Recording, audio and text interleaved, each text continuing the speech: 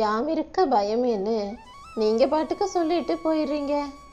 ஆனால் எல்லா கஷ்டத்தையும், வாழ்க்கையில் வரக்கூடிய சங்கடங்களையும் பிரச்சனைகளையும் நான் தானே சமாளிக்கிறேன் முருகா.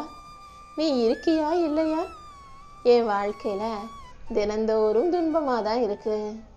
ஏதாவது ஒரு பிரச்சனைய யாராவது ஒருத்தர் என் வாழ்க்கையில் கொண்டு வந்து கொடுத்துக்கிட்டே தான் இருக்காங்க.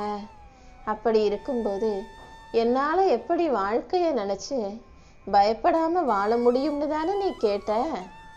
வாழ்க்கைங்கிறது எப்போதுமே இன்பமாகவே இருந்துடாது. அதே நேரத்தில் நான் துன்பத்தையும் கொடுப்பேன்னு சொல்ல வரல. இன்பம் துன்பம்னு ரெண்டுமே கலந்த வாழ்க்கைய நீதானே சரி சமமாக பார்க்க கற்றுக்கணும். எது உன்னை விட்டு போனாலும் உனக்கு சரியானதை நான் கொடுப்பேன்னு நம்பு. எது உனக்கு கிடைக்கலையோ அதை விட சிறந்ததையும் கண்டிப்பா என் ஆசீர்வாதத்தோட நான் உன் கைகளில் கொண்டு வந்து கொடுக்க தான் போகிறேன். இன்னைக்கு உன்னை வேணாம்னு சொன்ன இதே உலகம், உனக்கு தெரியாமல் அவங்க மட்டும் ஒன்றா கூடி கூடி சேர்ந்து பேசின இதே மனிதர்கள் நாளைக்கு உன்னை பாராட்டும்படி என்னால் செய்ய முடியும்.